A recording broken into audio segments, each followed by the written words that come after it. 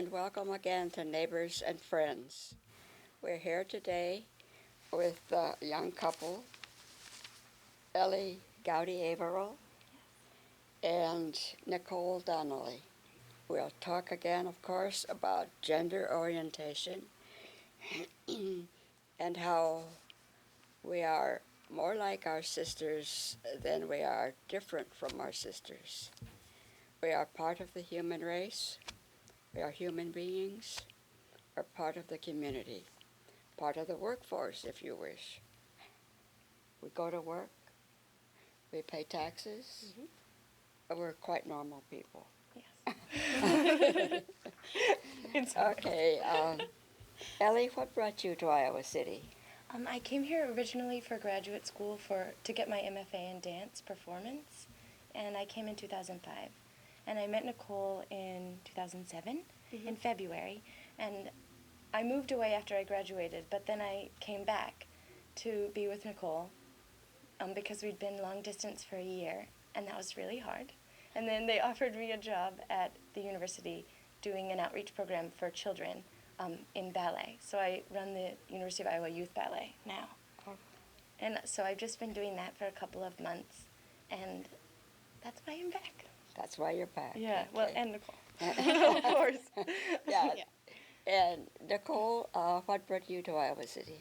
Well, I came to Iowa City in 2006 to get my MFA in painting and drawing, and I'm in my third year now, and I'll be graduating in May. And like Ellie said, we met during my first year here, and we did a year apart, and now I'm really happy that she's back. Right. Better to be together. Definitely. Yes, very much. So, where did you come from when you came to Iowa City? I'm from Philadelphia originally, and that's where all of my family is too. But I've lived in a few places. But you didn't live in the city, actually, so much as on the outskirts? I grew up on the outskirts, more towards the suburban areas. There was a lot of parks and open space when we first lived there, but it slowly got more built up and more suburban, and Right. yeah. So you had a lot of wild animals to watch? Yeah, there were at one point a flock of wild turkeys roosting in the tree in our backyard. There's a lot of deer, some foxes, and because the area's been more built up over time, it sort of forced the wildlife into our backyard in Philadelphia. Okay. Yep. Cities build up. And where were you from before Iowa City? I grew up in Kansas. I was born in Topeka, Kansas, and I lived there through high school, obviously. And then I went to the University of Kansas in Lawrence, and I got my BFA in dance there. And I was dancing there for a year after I graduated in a company that I was doing with some friends. And we did some touring around Kansas. We believed in doing grassroots dance and kind of going out into the community and doing dance for free and things like that. And then I decided to get my grad degree, even though I said I never would. But now I'm really glad I did. Right. Yeah. Right. There's a reason for things we do. Yes. You mentioned when you met, the audience out there had asked me to stop talking about gays and lesbians with the clergy people and other scholars and professors, and they said, we want to meet some gay people. So we're happy to have you with us today, and always how a couple meets is an interesting story in itself. It is. Would you share that with us? Yeah. Sure. Do you want to? Okay.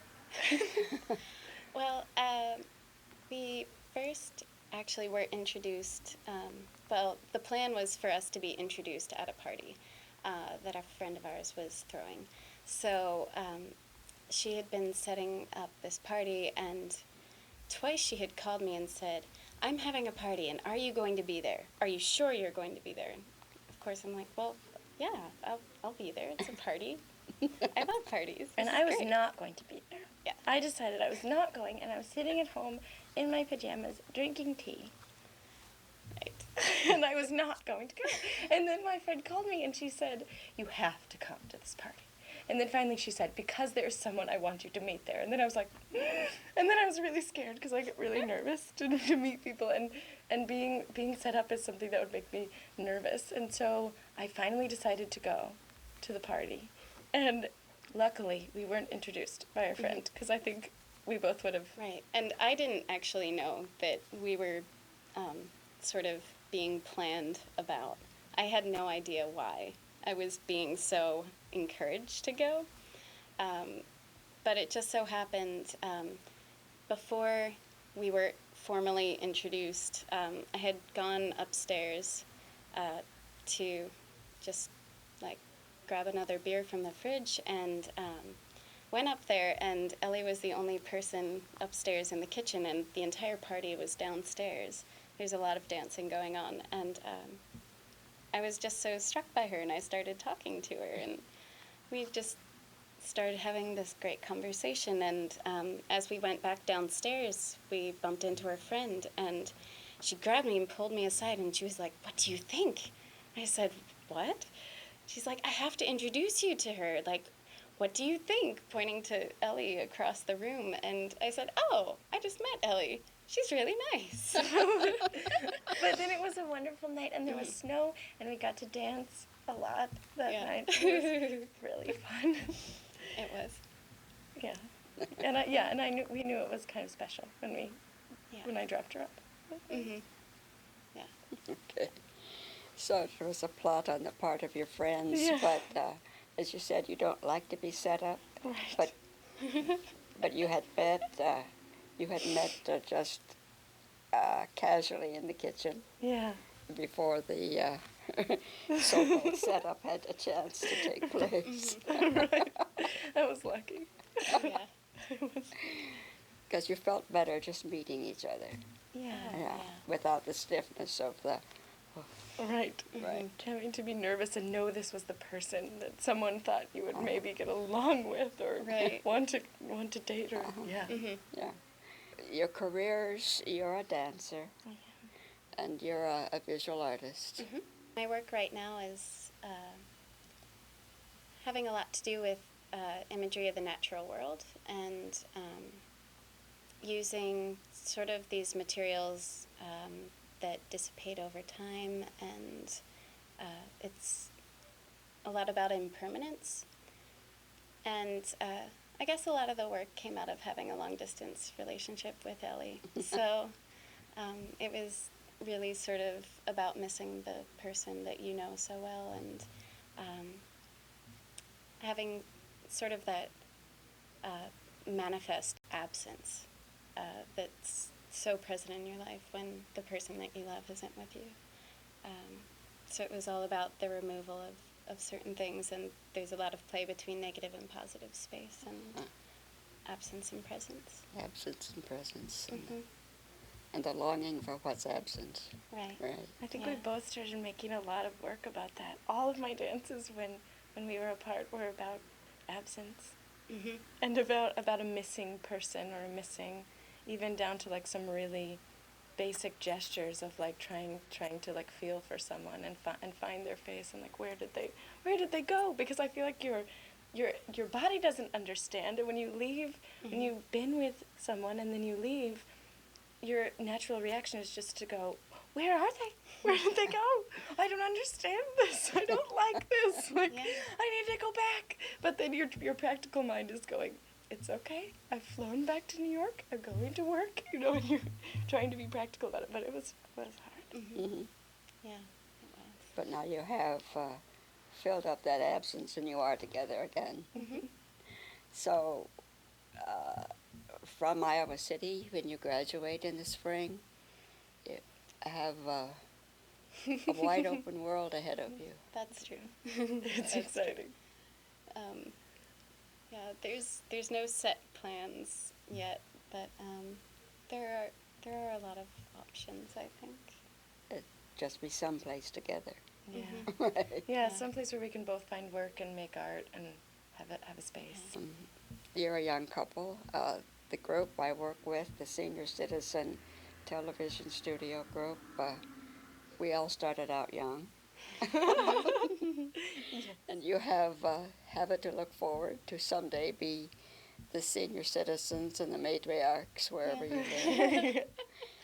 And people will be looking back at what you have done, at that sweet, warm story of how you met and how you wanted to build a life together and filled up that absence. Here in Iowa, and we don't know whether your careers will keep you in Iowa or take you somewhere else. But here in Iowa, we are having a petition with the state Supreme Court to allow marriages for same-gender couples. I like to use the term same-gender because sex is and sexuality and sensuality are warm, intimate parts of people's lives, but it's not a 24 hours a day, 7 days a week thing. It's the longing for that person in your life as a whole person. And that's my argument wherever I speak, that we've got to get our minds off of the sex and get it on the togetherness. And I hope the heterosexual couples out there are not together just because they can have sex. We hope so. We hope there's some other kind of love between them. We can only hope. Some caring and companionship. And our court system has logically, one judge a few years ago decreed that, yes, marriage was something for two adults, and there was no reason it ought to be just for a man and a woman, but two responsible adults. And then, with no surprise at all, some people objected. And what would damage their marriage by you two getting married? I have no idea. I don't There's know. a young woman here in Iowa City who's been together with her partner for 20 years now. And she and her partner have been through thick and thin together. They've seen each other through cancer, through Lyme disease. So what's the marriage vow? Through sickness and health? Yes. They've done it. Yeah. And yet, Robin wrote an article in the Iowa City Press Citizen that talked about the fact that she and her partner had gone to Canada and gone to the legal authorities there and gotten a marriage license. And a year later, her sister had gone. Her fiance was a Canadian, so that's what took them to Canada, to have a wedding where his family was.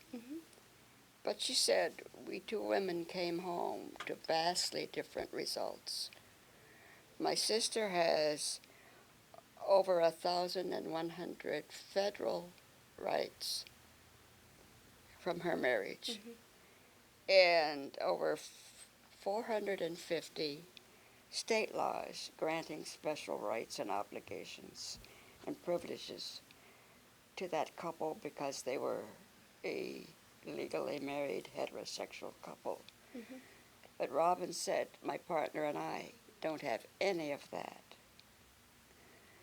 And yet she quoted in the first of her article the state constitution, Article 1, Section 6. All laws of a general nature shall have a uniform operation.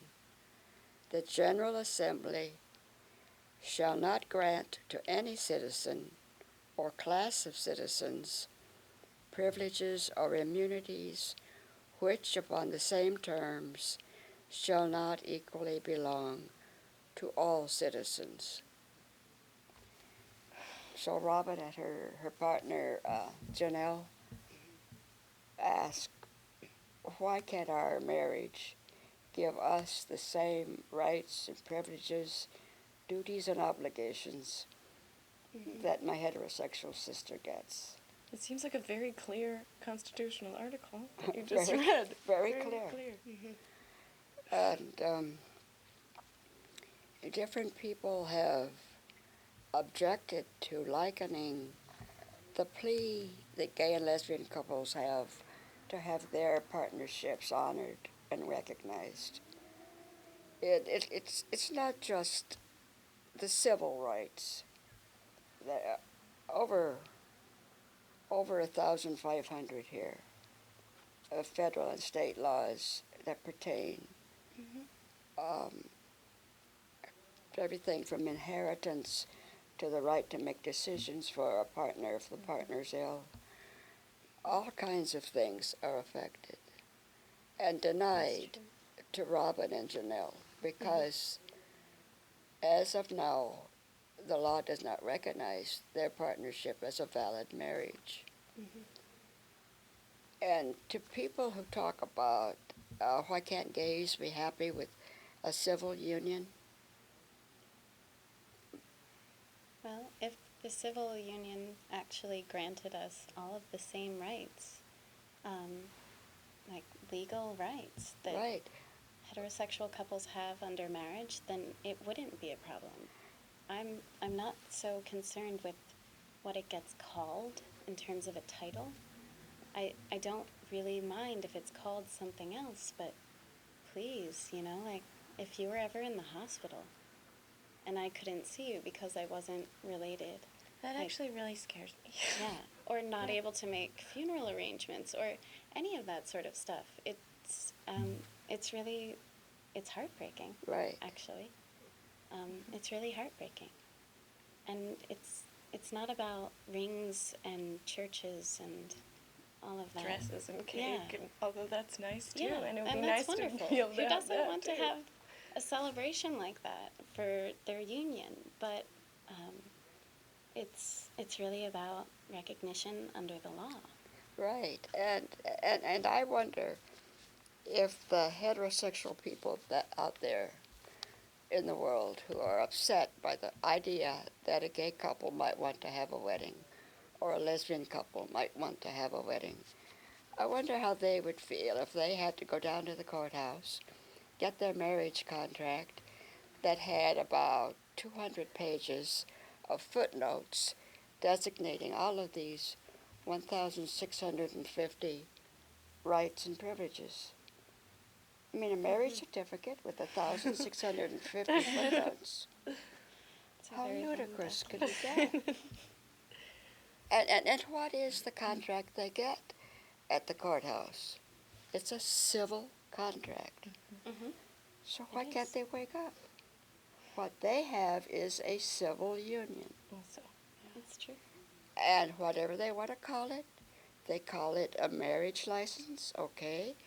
Then call it a marriage license and be done with it. Mhm. Without 1,650 footnotes. And then, for people of faith, let them go to their synagogue or their church or with the friendly pastor out on a mountaintop and have a celebration.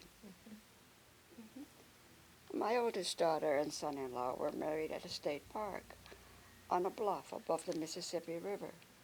that's beautiful. That's wonderful. Perfectly heterosexual couple, perfectly valid marriage certificate, a friendly pastor who said, I'll give the kids a wedding if they want a wedding outdoors.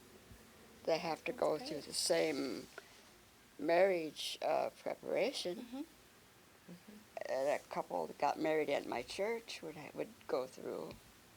So the kids drove over to his church every week for a while and had the same exploratory questioning that a pastor gives a couple. Now, who could be upset and worried about that? Right. And if two energetic young women wanting to spend their lives together, I can't imagine what damage that does to anybody's heterosexual marriage. They might get jealous because some guy might say, I'd love to marry her myself. But I got news for him. Whoever he is, it's not going to happen. Right. It's not going to happen. Right, exactly. true. And the other trouble that I find is that in the general, people are very against it. But then oftentimes in the specific, like if people are to actually meet us, they say, oh, well, not you. Oh, you guys are fine.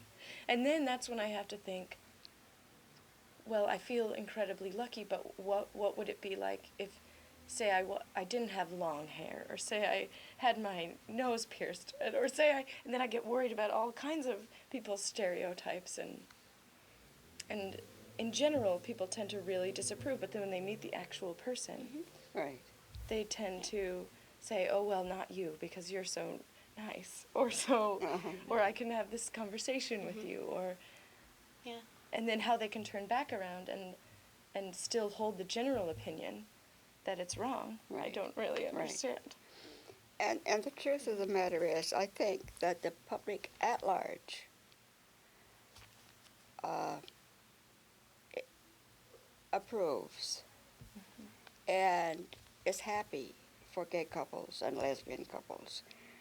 They just don't have the guts to speak up and tell their so-called religious leaders, hey, Jesus was the most inclusive man I ever saw. And Quite a double standard. I, they've got to examine their reading of Scripture, which they twist. I mean, who today would say, announce on Channel 7 on the news tonight, I am holding, tomorrow afternoon at 1 o'clock, I am holding a stoning of my daughter who sassed me. Everybody bring a stone big enough to hurt her. Don't show up with little pebbles. This is serious. We have to kill the girl. I mean, that's in the Bible. And who does that today? I hope no one. I hope not. And if they want to go back to what marriage originally was, how many times in the Old Testament do we find a man with a wife who's barren, and so he has a mistress to bear him children? Or what did they call it? Not mistress, but a handmaiden. Yeah. Or A handmaid. Yeah. some. I mean, how many people want to go back to that marriage? Right. So what do they want to go back to? They have no idea.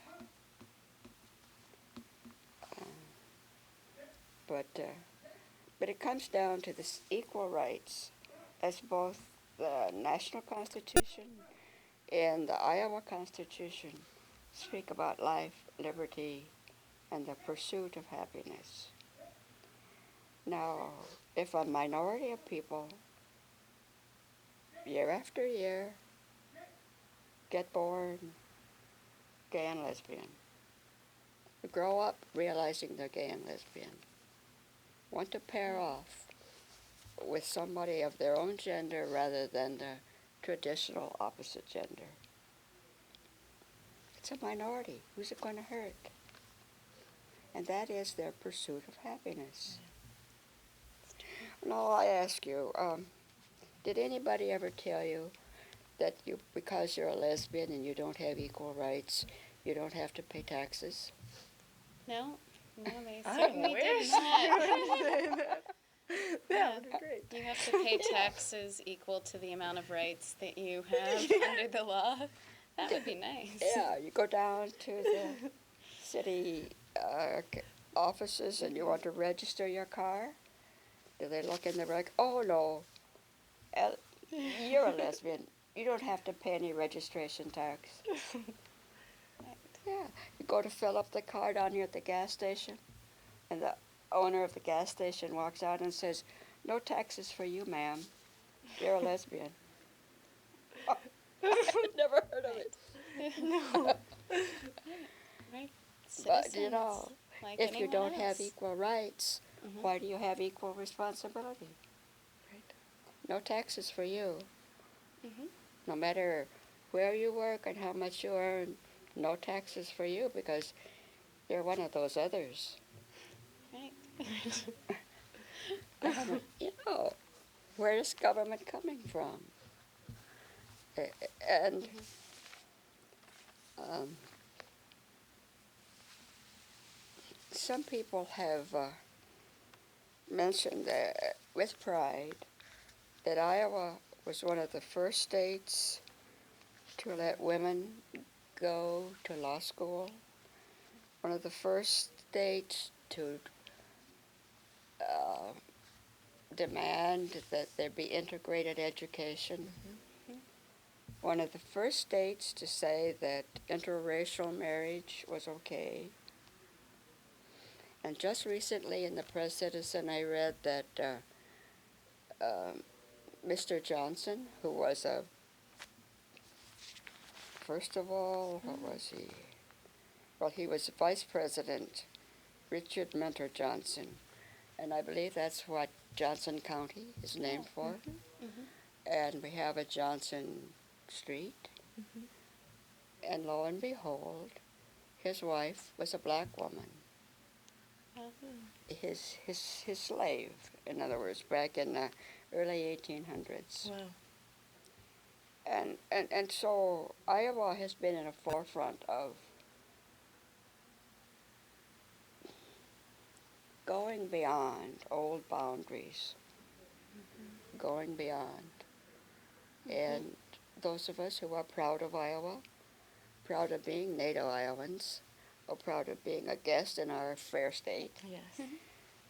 um, are hoping that the Supreme Court will make this decision that indeed two adults, perfectly law-abiding citizens, hardworking young people, contributing to your communities, to your professions,